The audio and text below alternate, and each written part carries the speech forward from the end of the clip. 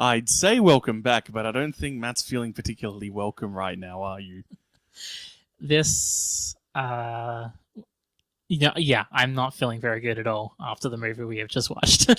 Welcome back to Matt is really upset again. I'm sure you really missed that. Welcome back to the Pitchy Torments His Friends cast.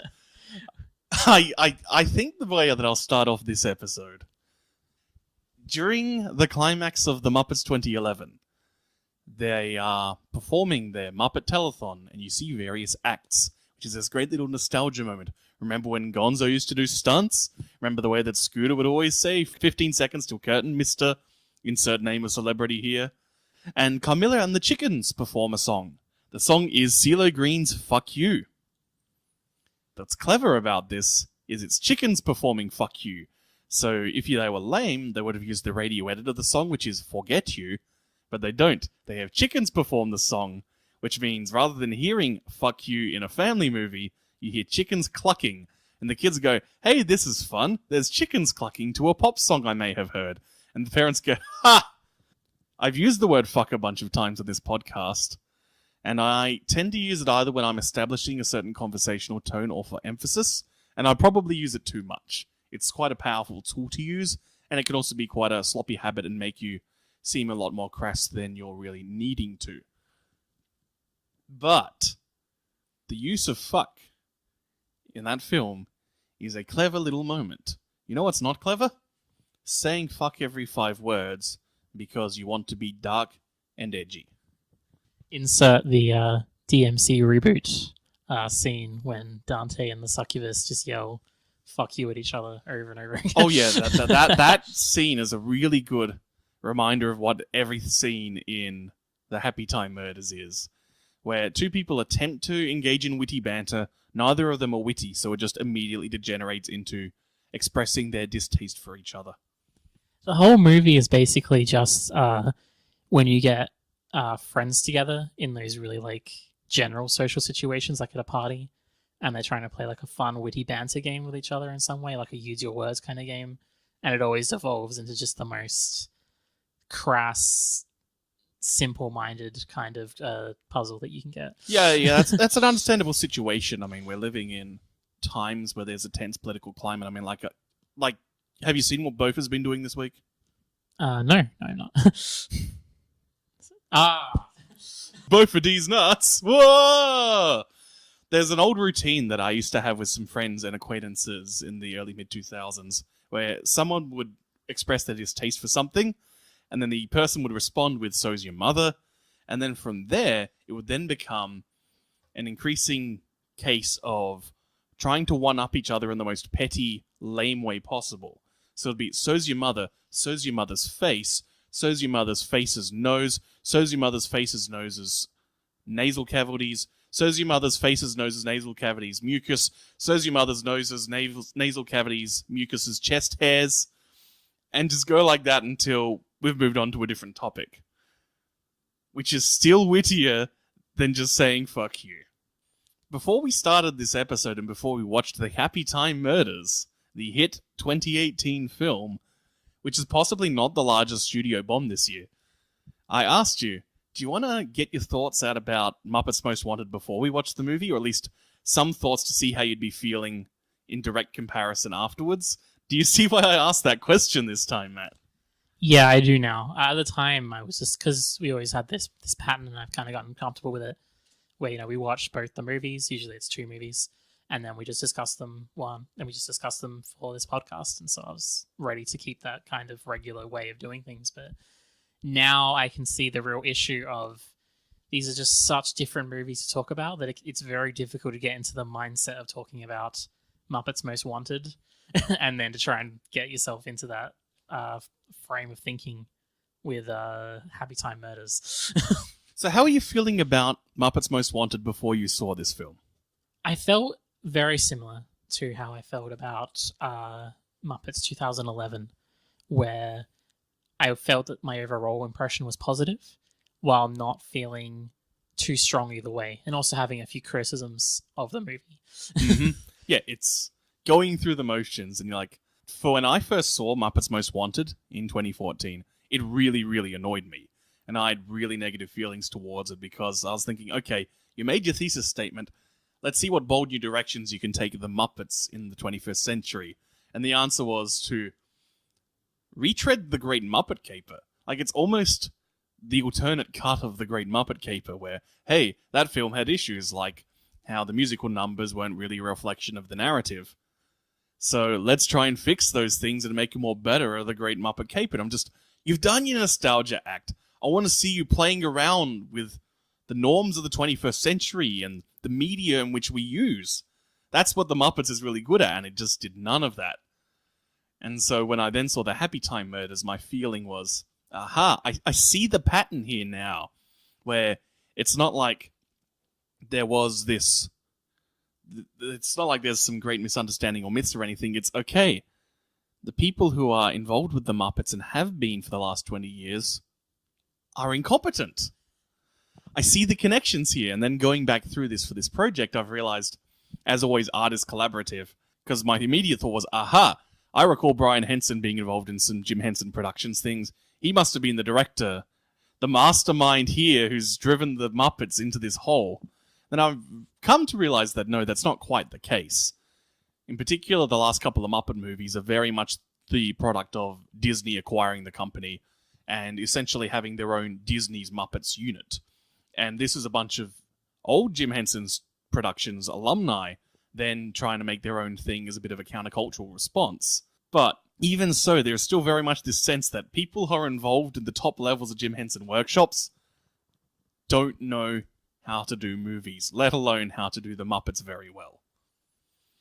And all this is to say that Muppets Most Wanted annoyed me, and like, you can leave it smiling a bit, but ultimately kind of let down by it not being the greatest comedy film of all time, or a potential top 5 greatest comedy films of all time. But that pales in comparison to the pain and the misery and the anguish of the Happytime murders. There's, despite them maybe as like a whole being incompetent, in terms of just talking about Muppets Most Wanted, there is like a core competency to the movie that kind of precludes it from doing things that the Happytime Murders does, in that it's not going to be quite as offensive. It can never be quite as offensively bad because it won't. It's like on a bit of a leash, so it can't quite go in the directions that the Happytime Murders can. Yeah, Most Wanted, I'd almost say it's chuffing at that leash, but the Happytime Murders is the warning of this is what happens when the people in this company are given creative freedom. They don't know what to do. It's a pretty sobering thought, and it's one that I've thought of a few times, this idea that obviously anyone who is into watching movies and likes to learn more about movies and how they're made and wants to think about them a little deeper than maybe a regular person would, you know, there's usually like a real celebration of artists or directors or writers that are given freedom, creative freedom from, you know, the evil businessmen or the, what's the word for it again? Like writing by committee, that kind of like style. But I think that the wrong auteurs have the reins. Yeah, it's a double-edged sword. You have to understand that while, yes, if you give people more freedom, every once in a while you will get something amazing and something that it might be very profound as well.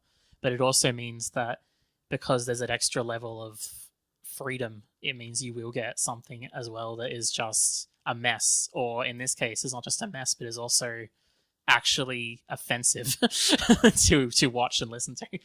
And not just in a, oh, are you offended by how edgy our humor is? Like, the filmmaking in this film is offensive as well.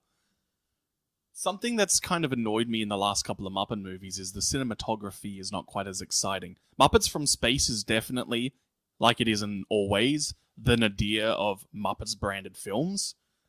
And from memory, the cinematographer on that was just some nobody. It was different to the Muppet movie, had a guy who'd worked in TV for all his career. The Dark Crystal and the Great Muppet Caper had the same cinematographer, who was predominantly from a film musical background, which explains why he knows how to shoot in that Busby style. and also why a lot of the Dark Crystal is really good at capturing your eye the whole way through. Like any scene with the Skeksis, they really, really get this expansive heavy metal feel, even when it's just a bunch of bad guys in corridors. It's way more interesting looking corridors than when Muppets from Space does it. I just wanted to give a +1 to that. Like, as much of my problems with Dark Crystal, maybe writing wise, it was very pleasurable to actually just look at the movie. It always looked fantastic. And then Muppets 2011 and Most Wanted have a cinematographer who's just someone from the Disney unit. And then the Happytime Murders has a different cinematographer as well. And those are very interesting credits to go through. Let me see if I've got them all sitting up here on Mr. Google. Specifically IMDb. Google, I totally assume that Google is a man. Like, Google fucks up way too much to be any other gender. So, the cinematographer of of the Happytime Murders, that is Mitchell Amundson, has done such films as A Bad Mum's Christmas, Chips. Remember Chips? The 2017 remake of that 70s cop show that no one remembers or cares about. Ride Along 2. Now You See Me. Was that a horror movie? No. Now You See Me is that heist movie with the magicians. It's a very forgettable film, but kind of cool. And then the sequel's also kind of cool, and Daniel Radcliffe pops up. It's like this big reveal that you're all, oh man, who's this character going to be? It's Daniel Radcliffe! And that's funny because he's Harry Potter, and there's like actual magic in the wizard heist movie now. Magician heist movie. Red Dawn 2012? Yeah, that got remade 6 years ago, Matt.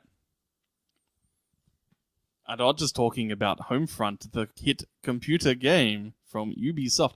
G.I. Joe 2, The Rise of Cobra. Wait, isn't that the one that has that amazing scene where you get the evil samurai guy or ninja? No, that's the first one. Oh, damn. The scene where we thought it was a bad take? Yeah, that's G.I. Joe 1. Oh, man. I don't think we've ever talked about that on this show. We're going into some weird asides here, so... Anything to not talk about the Happytime Murders. Alright, so G.I. Joe 1 is a film. That film's by the Mummy guy. Anyway, there's this scene where the bad guys, who aren't yet called Cobra, have infiltrated the Joe's base, and they're beating up guards and killing dudes, doing bad guy stuff. And there's this high-angle, really wide shot where you see the expanse of the Joe's base that's been infiltrated by the bad guys. And one of their evil samurai is just striding along in the right-hand side of the frame, way off in the distance. It looks like he walks past a bunch of pillars, and there's all these pillars scattered throughout the room. And he waves his hand about. And we all looked at each other when we saw this and thought that it was a bad take. It looked like an actor was just fiddling with a prop because they thought that the shoot was done or something. And he just fiddles with his hand like halfway across the walk and just keeps on walking. We're like, what the hell is going on here? Why is this shot lingering?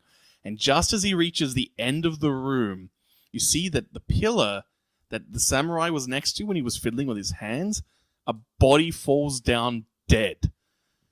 He just did the anime thing where you do a subtle gesture and you've actually drawn your sword, cut someone to death, and then sheathed it again. It is probably the best part of that movie. Oh yeah, like that shot is brilliant. But unfortunately, not a part of this credits list that we're going through. Mr. Cinematographer for the Happytime Murders also did The Country Bears from 2002. You know, that period where Disney's trying to make adaptations of theme park rides.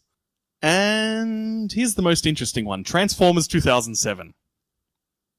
Is that the original or? Yeah, the first Michael Bay Formers. Whew, okay. Does anything in this film evoke the aesthetic of Transformers 2007 to you?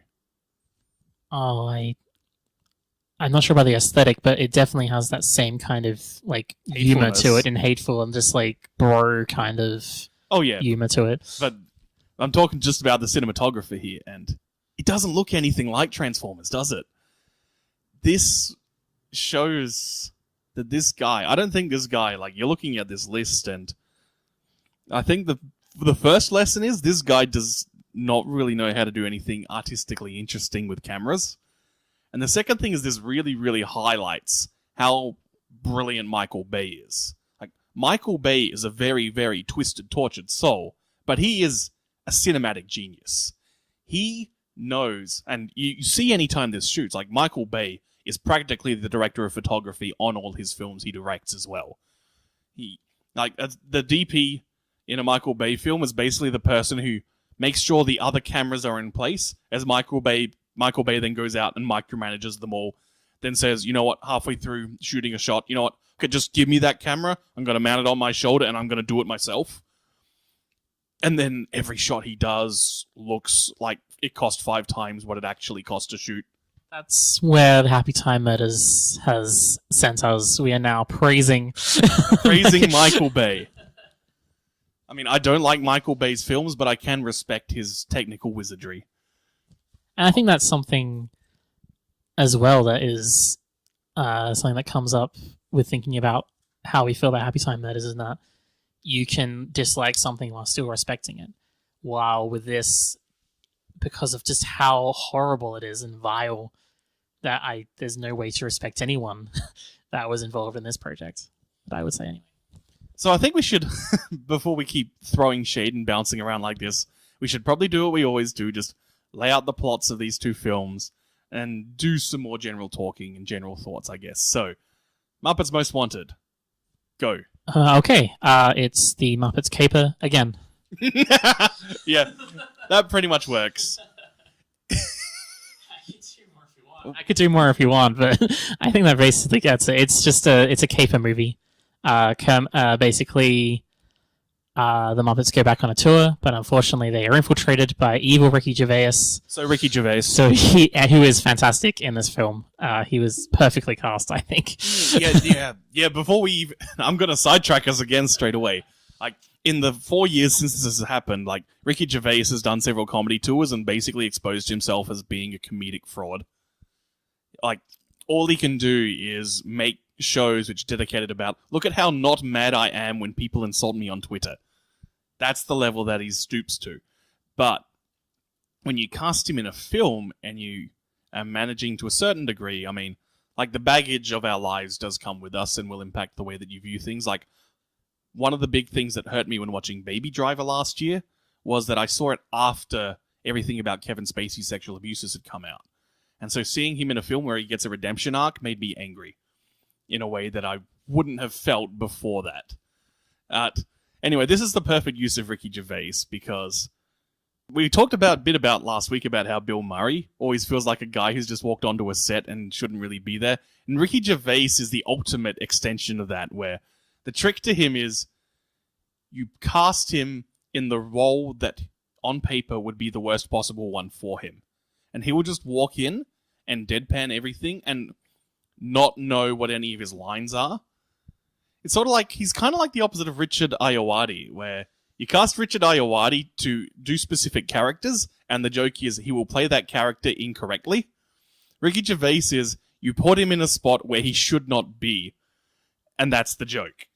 And it works so well here. He's supposed to be this cunning mastermind plotting these evil heists, and also will ultimately be the underling who secretly plots to overthrow the lead villain and then take center stage. And he spends the whole time just awkwardly making statements, wearing an awful costume, and ultimately getting his ass kicked by a frog. Yeah, I think he also adds to what we really want from these Muppets movies is this kind of sense of a bit of a humorous edge to things, and I think he kind of adds to that as well. Like, he can, like, because he doesn't take anything that seriously, and he's always willing to point out how dumb something is. Not always in terms of like verbalizing it in words, but just the way he says things. It's like, this is the dumbest thing my character could say, so I'm going to be very irritated as I say it.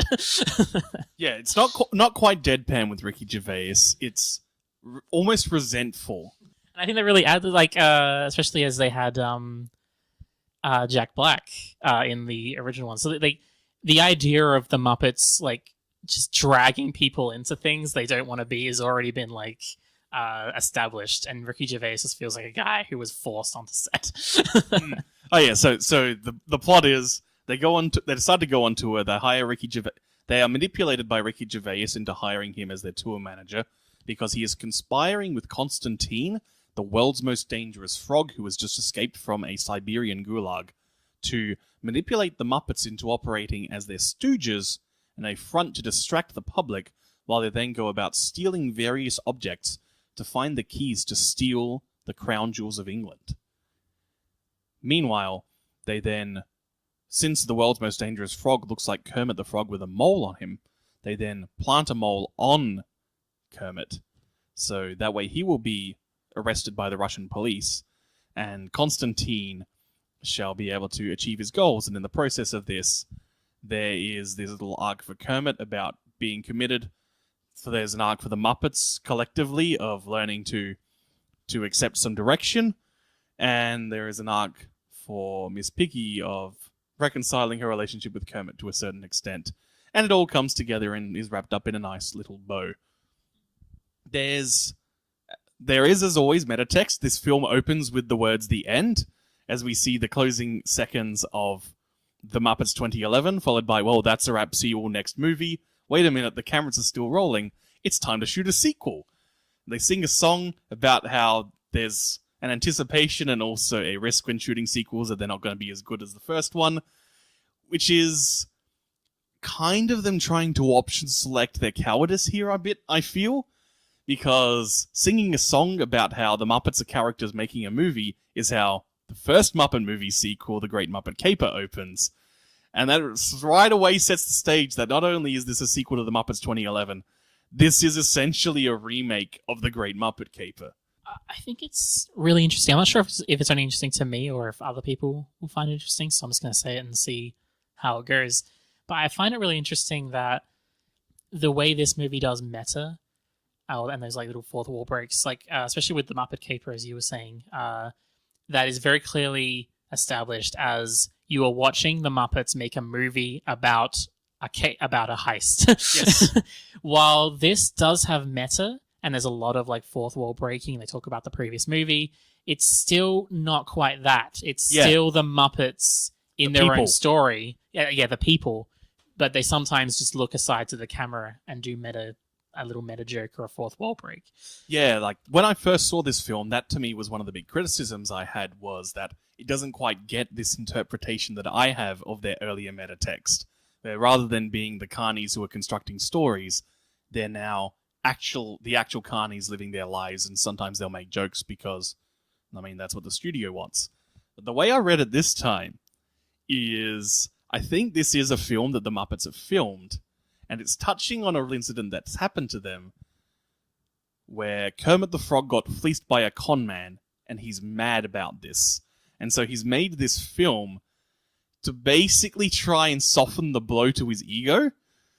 This film is Kermit the Frog saying, look at how not mad I am that I got worked by someone instead of me working them. So I'm going to paint them as evil masterminds as a joke and treat them as these pathetic idiots. Ricky Gervais is an awkward fool and Constantine is not quite as dangerous as he thinks he is. Look at these fools, man. Like, no one could fall for this sort of trick. No one would be able to manipulate the Muppets' egos. I'm Kermit, and I'm the one who does the manipulating. I totally think that's what's happening. That's the story of Muppets Most Wanted. And thinking of it this way, yeah, you're having a good laugh here, Matt. That makes this film way funnier to look at in retrospect. So I'm going to take it. I made the film funnier. Especially as one of the major arcs is about how important Kermit is to the Muppets. Yeah. And how without him, they would just fall apart and die. Yeah, like, there really is this leaning into Kermit's ego, and we saw even in Muppets 2011, like, are you a Ninja Turtle? Yes, I am! Like, Kermit's still really wanting to work the kids and get that money, sell those tickets. And so, not only is this a film where he's getting worked, and then in the process of this, everyone realizes that Kermit is necessary and should be their boss, but there's also this part of the plot where his idea is we'll start off small, we'll work the loop, go around the horn, and then build up our fame again. Ricky Gervais says, nah, you gotta go big. And the reason that they succeed at going big is because he papers all of their shows. That's kind of talk for just giving out free tickets and paying people to be there, so the show seems bigger than it actually is. Which did lead to one of the funnier lines, at least to me, in the movie, where Walter goes to Fozzie and basically explains to him what's been going on.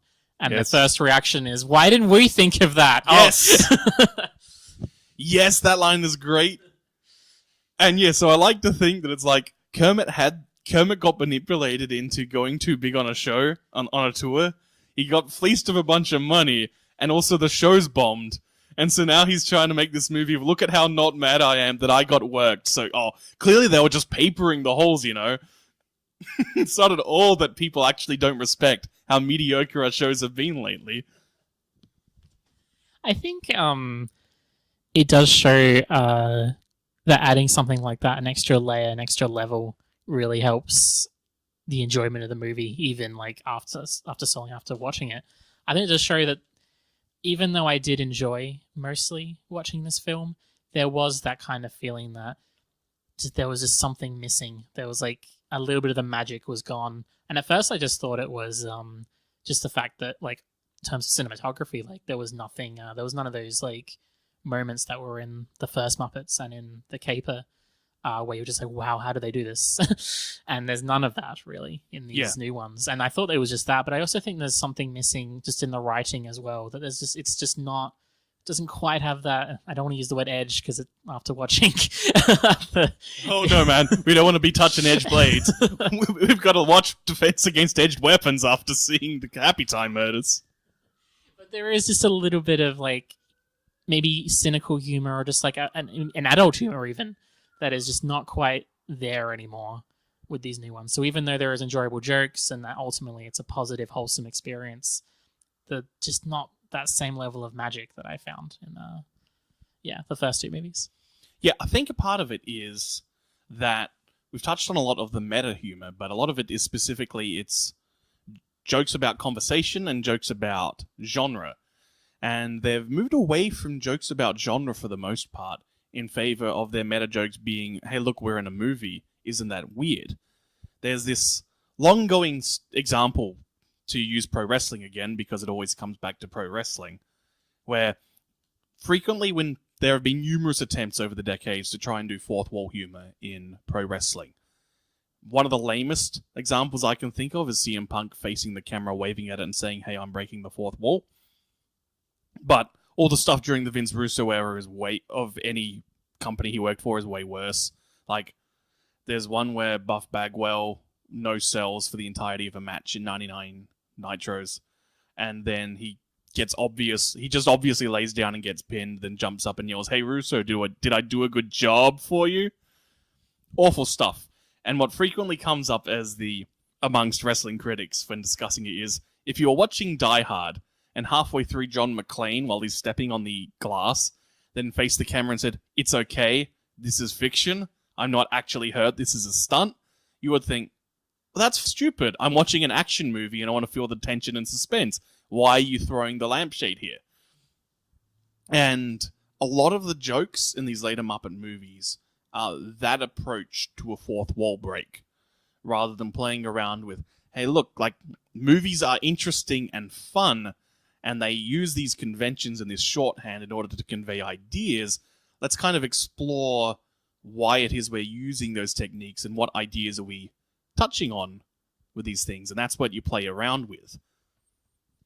I think that's where last podcast I talked about like whether this was a regeneration or dark necromancy, it's just a zombie that's being used as a meat puppet.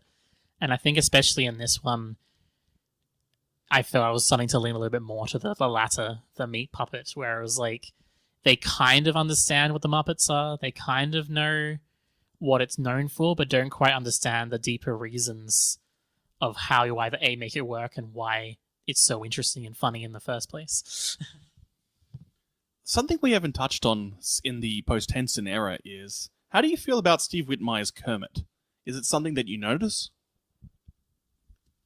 I feel like there was a few times where I was just seeing him in situations and acting a behavior that I've never seen him before, and I was unsure whether it was like if it was just the fact that I'd never seen him in that situation before, so I don't know how Kermit would react in those situations, or whether it was kind of weird. Like I have said that whenever he has those little moments where he's the operator again, it always feels like he comes alive. I was never quite sure before, like, how would I expect Kermit to react in situations where, like, he's genuinely miserable, like, say he's in, like, the gulag and he's lost his friends. Like, how does Kermit react to these situations? And I realized that I don't really have any frame of reference. Grounding. You've got like a scene where he talked to himself in a desert. But I was actually meaning more. Did you notice that the voice was different, and did this feel wrong to you or anything like that? No, I think which I guess is pretty funny considering that the whole point of the movie was that he was replaced by evil Russian with a different voice. But yeah, no, I didn't really notice. This might just be because I've seen a lot more Muppets content, and so when we switch from Jim Henson to Steve Whitmire's voice for Kermit, like, I notice it, and it annoys me. Not because, oh no, he's replaced. Like, this is the great thing about purely fictional entities, is that you can have this sort of thing, and you can have different actors reinterpret the character, and that's fine. See, like, how Richard Harris was replaced in the Harry Potter movies, and a different actor's interpretation, particularly as that character gets a bit more darker and more human, I think really adds a lot to that character. Then you get awkward things like, say, CG Peter Cushing, which is just terrifying and wrong. I think Steve Whitmire Kermit is something I noticed because, especially in the last year, because not only is the register slightly higher pitched, but he sounds way more like Jordan Peterson when it's Steve Whitmire than when it's Jim Henson. And unfortunately, this Canadian psychologist who loves his Carl Jung will not leave my circle of encounters on the internet. And so I have to just vent that, like, I cannot hear modern Kermit without imagining about how Carl Jung was totally about the evil of how, like, say, women are inherently chaotic and they desire self-destruction, which is associated with the mark of Cain. And let me draw you a map, Matt, to show you what I mean. No, I know a little bit about Carl Jung, and I know a little bit about Peterson as well. If you know a little bit about Carl Jung, you probably know more than Jordan Peterson does. It's one of those things where it's just like it's like a like, it's not the movie's fault, but I also understand why you feel the way you do. Mm-hmm. I also would like to talk a little bit about the fact that I feel like the movie is, and this is a much more like technical thing as well, I suppose. I think it's very overstuffed. I think it definitely goes longer than it needs to. It goes too long, and also at some points I felt it moved too fast. Like, the initial setup of, hey, we've just hired this tour guide, he's secretly evil and he's manipulating us and things. That is something that you could stretch all the way through the second act, is just those moments of discovery and undermining. And Kermit then getting thrown into the gulag at the end of the second act as his lowest point. But instead, like, it's rushing through that stuff all the way for the first act has already clearly established all these goals, and so we don't have, like, the joy of seeing them go on tour and then the tour goes wrong. It's just, no, we're on tour, the tour is cursed. I think it's that very frustrating problem, but also a very familiar one where it's overlong and overstuffed, but because it focuses on the wrong things at times, it means that it also feels rushed in the places where you'd want a little bit more depth or a bit more time spent. And I think, once again, the thing that it might just be my personal beef, but I think there's a few too many dance numbers, just like the Caper movie. And I think it's also, they're spaced very poorly as well at times. Like, I think you need a bit of breathing room between your little spots. And there was a few times where I was just like, there'd be like one scene between different dance numbers. And I also think that they also probably had a few too many subplots going on. Like, I think the Interpol and the CIA agent was a completely unnecessary plot and probably could have been cut. Oh, man, I want to talk about that one. Because this is part of why I brought up politics in the Muppets last week, and how the Muppets, through aiming to be apolitical, are then inherently pulled by hegemony to say things which the creators might not have even thought about whether they agree with. And something that is interesting here is the character of Sam the Eagle, who was created as essentially a parody of concerned parents and conservatives complaining about television corrupting the youth. And that's mostly the position that he occupies in the movies. His first real appearance is in The Great Muppet Caper, where he just responds by seeing all the Muppets and saying, "You're all weirdos." And then later on, when they decide to work together, he's all, "This makes me proud to be an American." This is the first Muppet movie where he really has any degree of prominence. And it says this CIA agent working with a French Interpol agent. And I like the first gag they have, where they're both trying to show how big their dicks are. That's a good joke, especially for an American intervention agent. I'm using bad words here. I couldn't decide, do I want to just say interventionist, or do I describe this in a better term? No, intervention agent guy. And so it's like, I've got this badge. Well, I have a bigger badge. Well, I've got an even bigger badge, etc., etc. That joke's really well done, and I like that one, and I like the willingness to be a bit critical of American intervention. But then, it has to both sides it.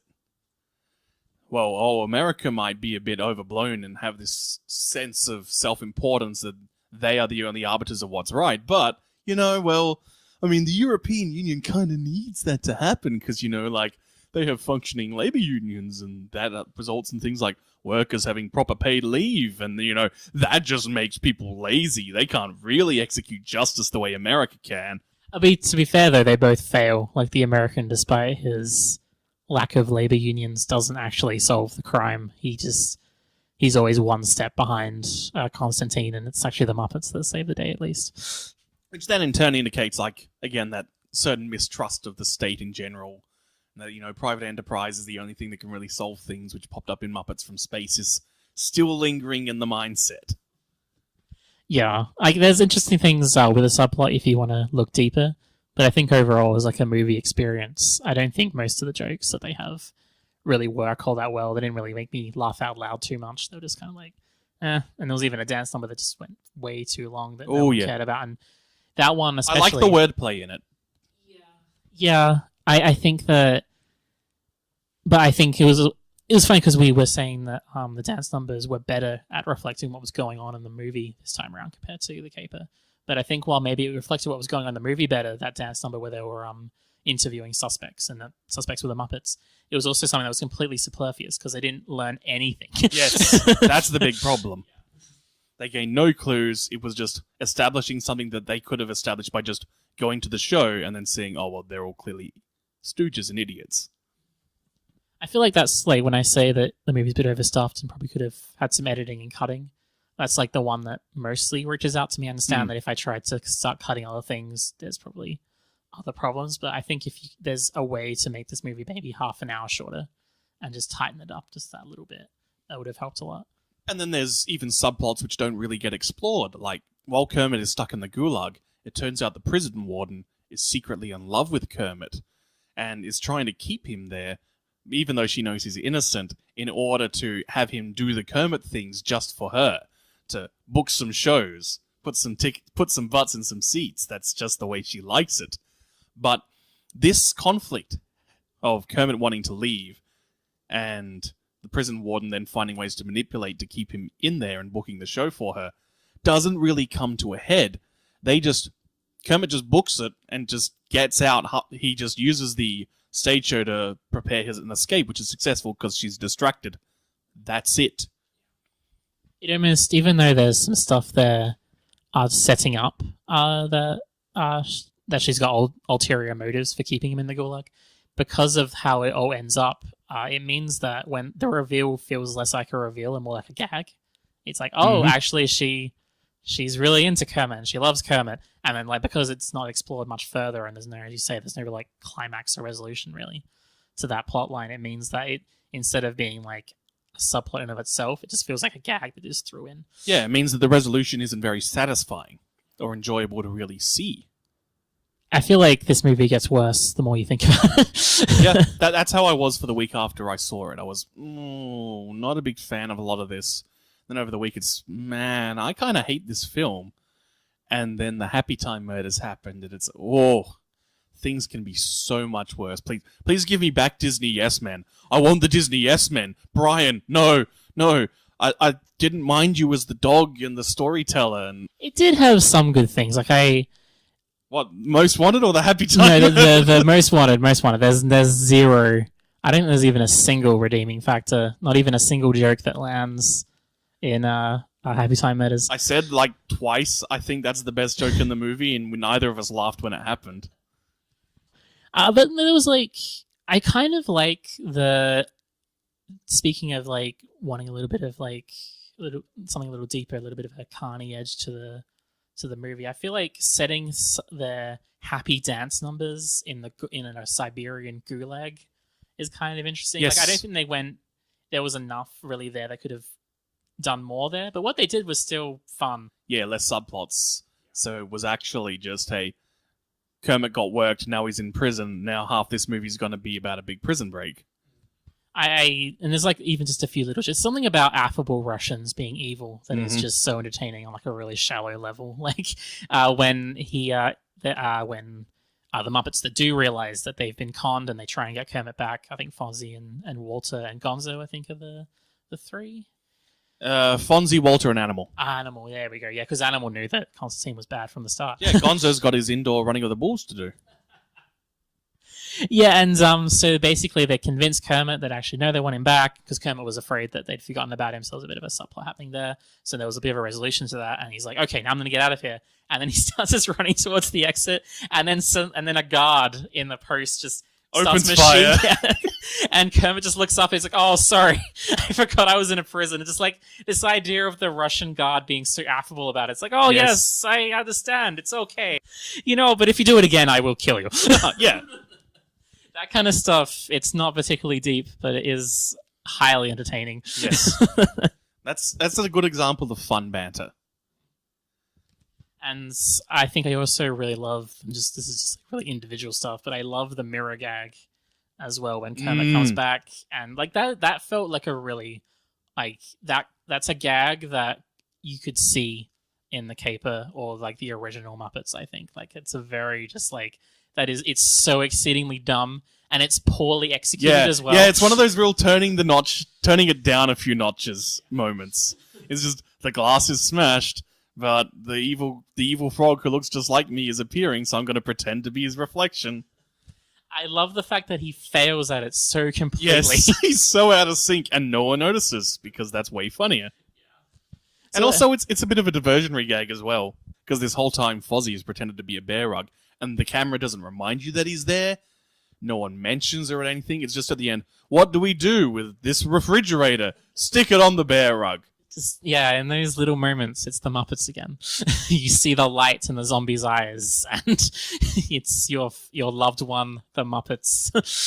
I think that's why I'll mostly be happy with this film, even though it obviously didn't have the magic of you could the take other or films. leave, and there's enough there that if you hear Muppets 2019, then you'd probably go and see. Like maybe there's some more. Maybe now they've learned. Oh, one last thing. It's funny that we were talking about the fact that most stories have the thing where the hero or just the main characters have a want, but it really there's also a need. Instead of getting what they want, they get what they need. Which and is they again literally explicitly stated in the text. I just thought it was really funny that we were talking about that in the podcast before, and then it's like literally stated. Yes, even more explicitly stated than the songs about I've got everything that I need here. It's just, we thought we wanted to do whatever we felt like in the show, but what we needed was guidance. What we needed was Kermit. Please praise Kermit. Thank you, Kermit, guy who probably made this movie. Greatest promoter of all time. Is this movie like what the Vince McMahon biopic will be if it's like directed and like under his guidance? I am the greatest. WWE needs me. I think we can move from there to no one is happy about this moment. Who wants to do the plot? I'm gonna need a moment to compose myself. Like we said before, that it's going to be difficult to transition. All right. I'll just go through the plot to help you here.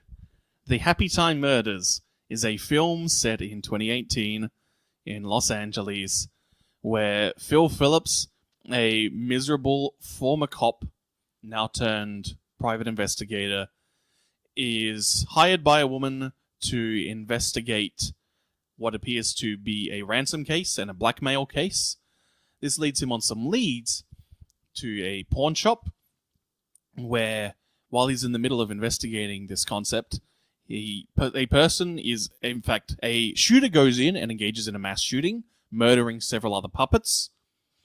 And from there, he's then led on to this wild goose chase of all the people who are in a TV show that his brother starred in are being murdered one by one, possibly as a plot to try and claim all of the entire royalty sum from the syndication deal that's about to happen for this TV show.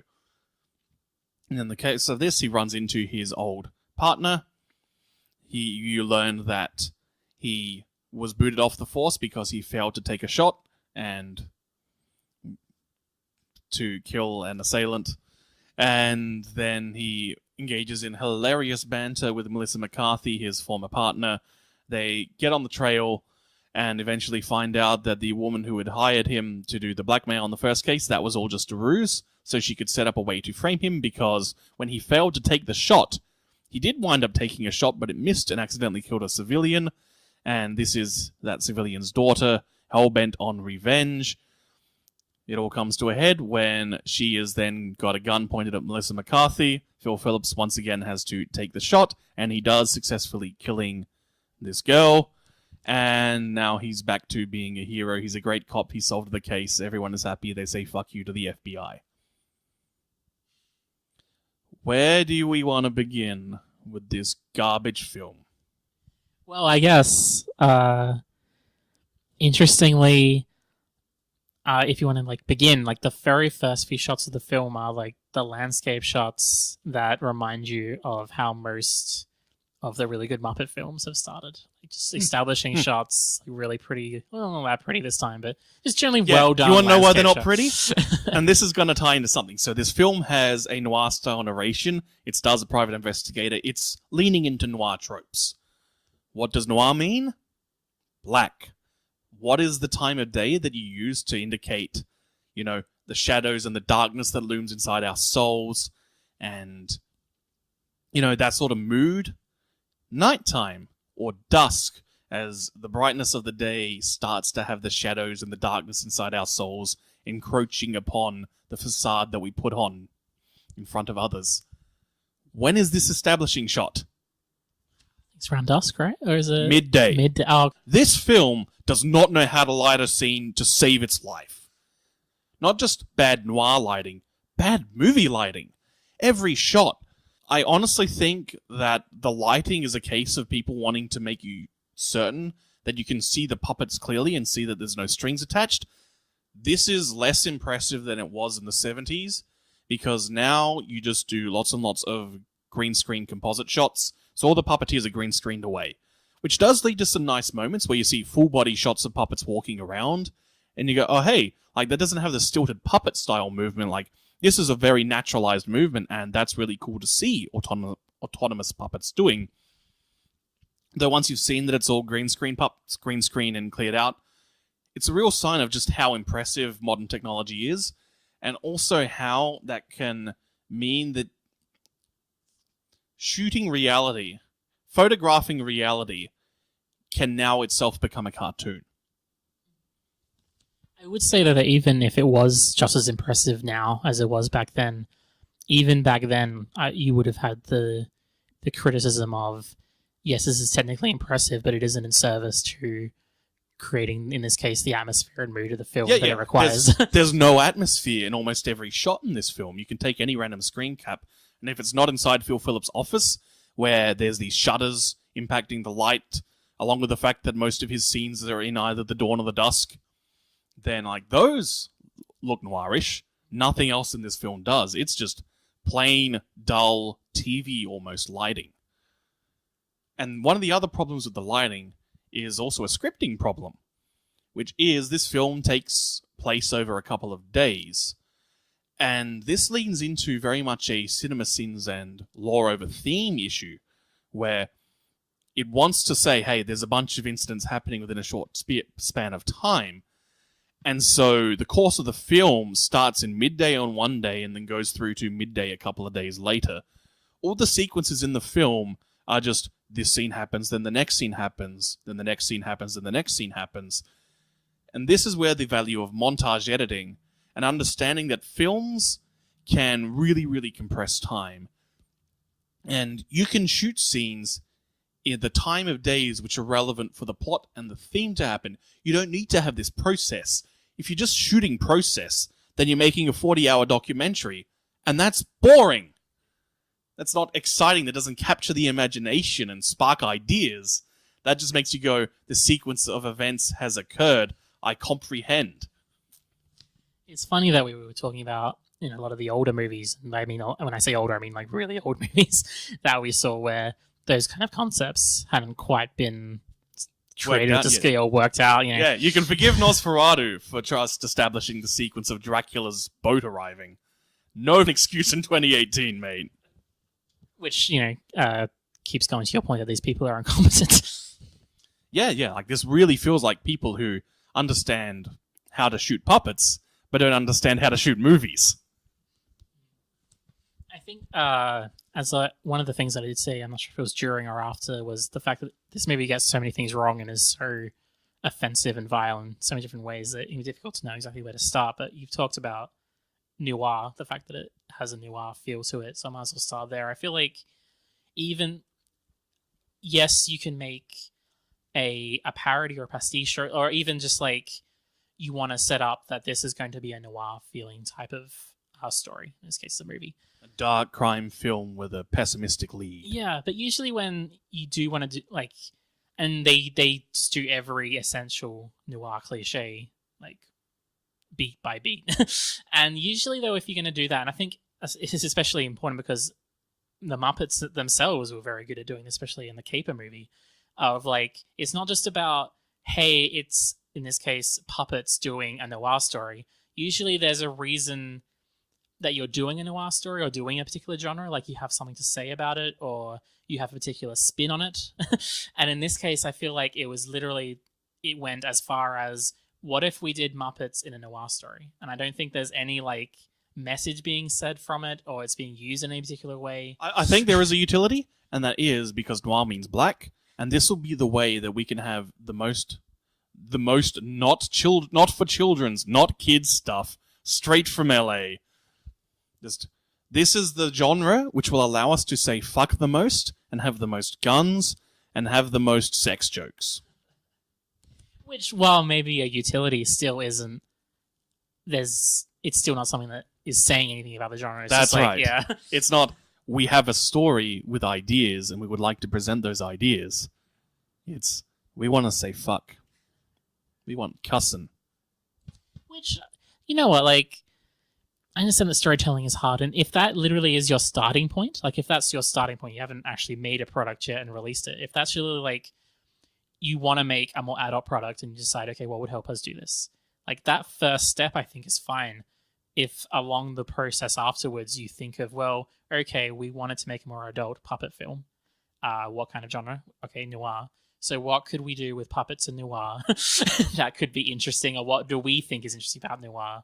You know, just the idea of it's an okay starting point, but now you need to do some more work with it. And they did very more work with it.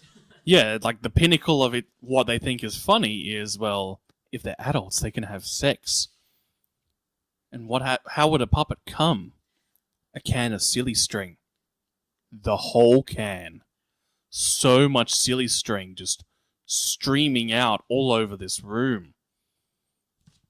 I wrote down here like... And then some more. I did that joke better than the film did. You did. You actually understood comedic timing more than they did. Yeah, I wrote down, and it's a very simple note, but it's like the paradox of being more explicit and yet being so much more childish. Like, in many ways, the Muppet Caper and the Muppet 2011, even the Disney ones, I would say have a bit more maturity to them than this movie. All right, so for anyone who's not familiar with the backstory of this film in person, is Brian Henson had the idea for this in around 2006, 2007. He then submitted a first draft, tried to get approval. People at Jim Henson Workshops and Disney, etc. said no. And then he kept trying, and it kind of wound up on this back burner. And then in 2017, he got approval, and so he shot it. And here we go. What a heartwarming story. Here's the thing. 2003. And a musical hit Broadway called Avenue Q. It is a parody of Sesame Street with heavy use of Muppets. That is for adults, and it has things like sex and violence. It is a story about self-actualization and understanding the limits and of ourselves, as well as the complexities of life. And it's pretty good. It even has porn jokes. The context there is its Cookie Monster version is thus a porn addict instead, and it uses this to make comments about the ways that porn addiction can impact male understanding of sexuality and things. It's pretty good musical. It's got flaws. I mean, nothing is perfect, so it's redundant to say that. But it really, really set the bar for, if you're doing adult puppet comedy, you got to be better than Avenue Q. Likewise, before we watched the movie, I showed you some clips of a TV show that had 2 seasons called Wonder Chosen from 2006-2007. And some of those jokes I feel are really prototypical of what would now be called millennial Twitter humor. Like there's a bunch of puppets saying, "What have you made?" "I've made a hat that's powered by sadness." Puts it on, immediately starts flying through the hat, while just the word sadness is left where she was. You gotta be better than Avenue Q, and you gotta be better than Wonder Chosen. This film thinks saying fuck is still the cutting edge of comedy for adults with puppets. 11 years later. It reminded me a little bit of like those. Luckily, they haven't been around as much nowadays. Seem to have finally died out. I've forgotten who exactly the creators of them were, but like those old parody kind of films, like the Scary Movie films. And, Setzer and Friedberg. Like it just has that kind of a feel, just like people who just have a very basic level understanding of what my humor could be, where it's just like always the most risque and the most. Yeah, it just reminded me a lot of that as well. I didn't go through an audio commentary. I'm not sure if my pirated copy of this film, because I'm not paying for it, has a director's commentary or anything. But a lot of the most banter in this film, I suspect, is just ad-libbed by Melissa McCarthy on set. I'm really, really annoyed about Melissa McCarthy because I like her and I wish she was in movies I liked. I don't know. It's tough to have positive feelings for anyone who's in this film. Like, I get what you mean, and I guess she wasn't, like, her career isn't destroyed because of this film. Like, I think she comes out of it reasonably okay, I suppose. I was like, I like seeing Melissa McCarthy stomping around fed up with everyone's shit. And I want to see more of that in movies. That's all we've got here. This is just me venting at this point. There's no complex analysis here. This is raw, visceral feelings. You've got some points you're wanting to bring up from your phone? Yeah. Sorry, I just wasn't sure whether it was time for them. Because we talked about the Noir first. The other thing that I wanted to talk about as well is the use of puppets to represent an oppressed people. That was more just, again, my base visceral reaction. No, there is political shit we can talk about with this film. Because, as I was alluding to, with like these people in Jim Henson Productions leaning on this politics of hegemony, leads to just the laziest centrist approaches to things. This film is bright with puppets. I feel like there's a few shitty things you can kind of associate or compare to this movie, and Bright is probably the best one. There's probably also the one that actually won an award, Crash as well. I was also thinking a lot, personally, of the David Cage game, Detroit, in that you just replace puppets with androids. Yep. And it's one of those things where, like, and I think if you want to compare to something better, I think a great comparison could be Zootopia. Mm-hmm. If you wanted to compare to something that actually does something with this, it's something where, you know how when you know something, but you can't quite explain it, or you know a smarter person would be able to get these points across better. And I was trying to just work out in my brain, why is it that the use of, say, puppets in this movie to represent oppressed people is so terrible, and why it's so terrible in Detroit to use androids as oppressed people. Well, other things, like, say, in Zootopia, using different animal species really worked well in, oftentimes in, like, say, Marvel kind of stories, like the use of mutants can kind of work. It's interesting to see where using a placeholder or a sci-fi concept or a fantasy concept for an oppressed race sometimes works, and other times it feels exceptionally lazy and offensive as well. Well, as always, there is a video essay on Bright by the great Lindsay Ellis If you're listening to this and somehow haven't encountered her work before, just go watch that one. She covers this topic extremely well.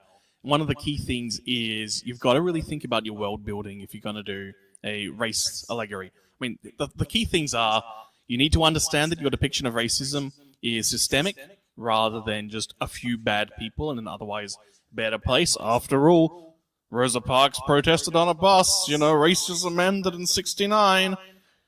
I mean, we'll just ignore that, like, Bobby Kennedy and Martin Luther King got fucking shot in the head for their work, even when they were doing peaceful protests or actually engaging with political process. No. Racism got fixed. Why are you so mad? So, it's systemic. The other thing is if you're going to be using some fantasy replacement for a race, then you need to think about how the world would be different. So, like in this case, there's this implication right near the start that puppets no longer need to sing and dance. And from there we go, okay, so like, were puppets, first of all, are puppets like a naturally occurring species, or is this a case of a human construct which has gained autonomy because humans made something which is sentient, which means that this film has more in common with, say, Blade Runner films, if you're going to be doing world building, rather than black people. So it's like, okay, so like, why did puppets sing and dance? Is this like a societal pressure that was put on them? Is this a case of there being slave labor in the entertainment industry? Was there broader slave labor? Like, what are the circumstances lead to these things? Puppets seem to have a sugar. Various forms of sugar are apparently, to puppets, they are a form of amphetamine. So has this impacted the sugar industry? Has there been a massive increase in the consumption of sugar to the point where it is now a highly expensive product? Does this mean that, like, there need to be dietary laws in place to accommodate puppets? Was there like a civil rights movement built around, say, reducing the amount of sugar in diets across the whole of America in order to ensure that puppets are not put into this almost catatonic state from having too many amphetamines all the time? From there, how would this impact things like, say, the last 30 years of nutritional discourse? Would America have an obesity problem if the sugar industry is this highly regulated drug operation instead? None of this is thought about. It's just, hey man, like, look at those black people with their drug problems. I suppose it's that thing where there's probably multiple...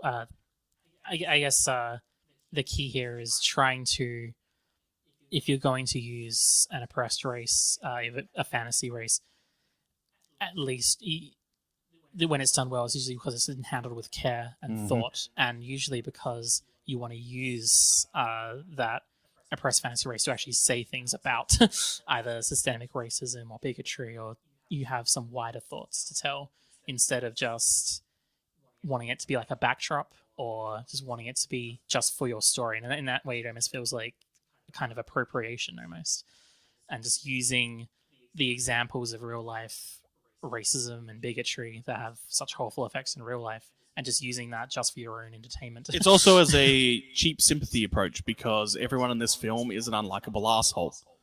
But if you can say, oh, but, like, he's the underdog by default, then I guess you can feel some sympathy. Otherwise, you're a racist, right? This is how it works. We've always got to use straw mans with discussing racism, because otherwise we'd actually confront our own biases and actually grow as people and maybe be more compassionate. We can't have that.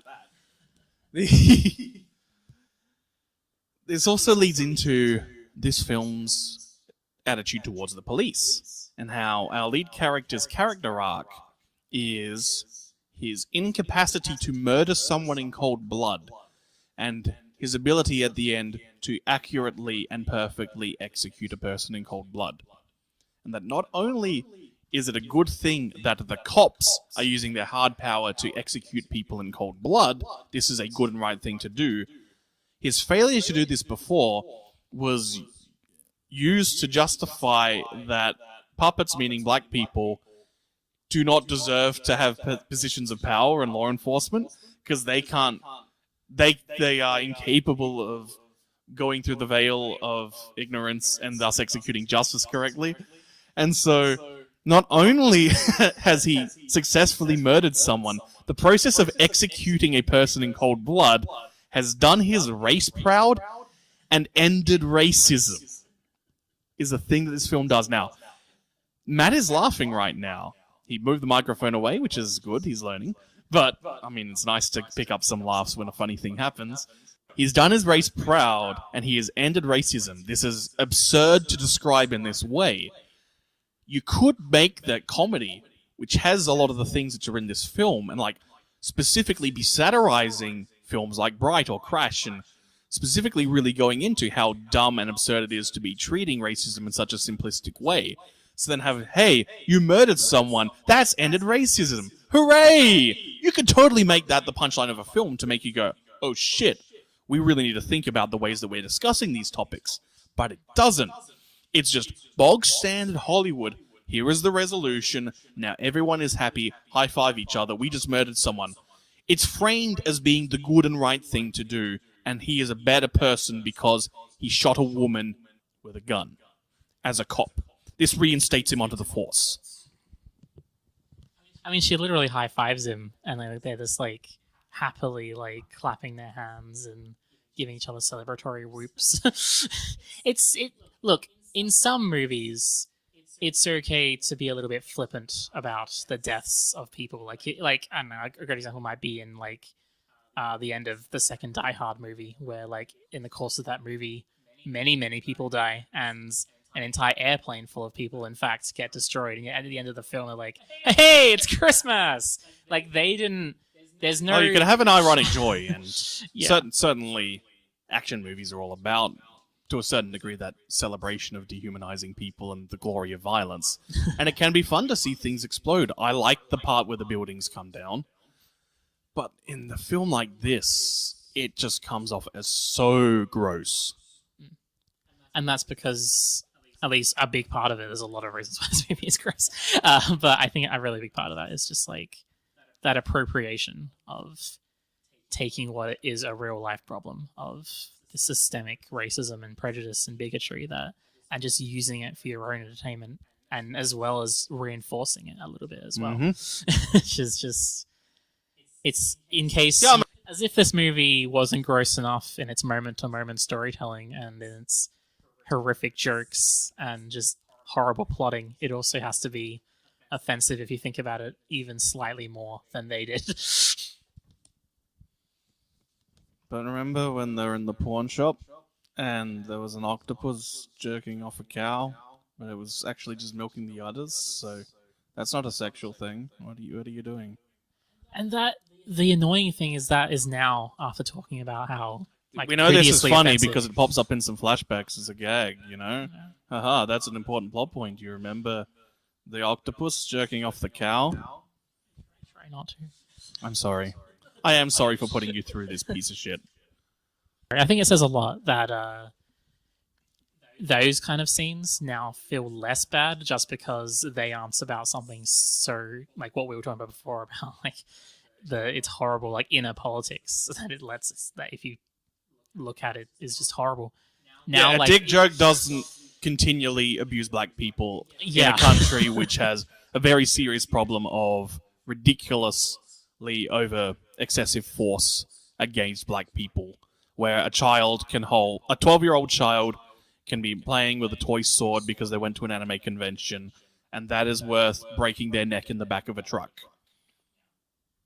you know, at that point in the film, like with the dick jokes and stuff like that, like the worst I was thinking was like, this is just them trying to be as risque and adult as possible and just being too dumb to actually do it in an intelligent way, which is annoying enough. But as it turns out, those are the good parts of the film, or the least offensive parts of the film. And when the least offensive parts of a film make you want to turn it off, I think that it explains. 0 out of 5 stars, whatever All that bad high? rating. -5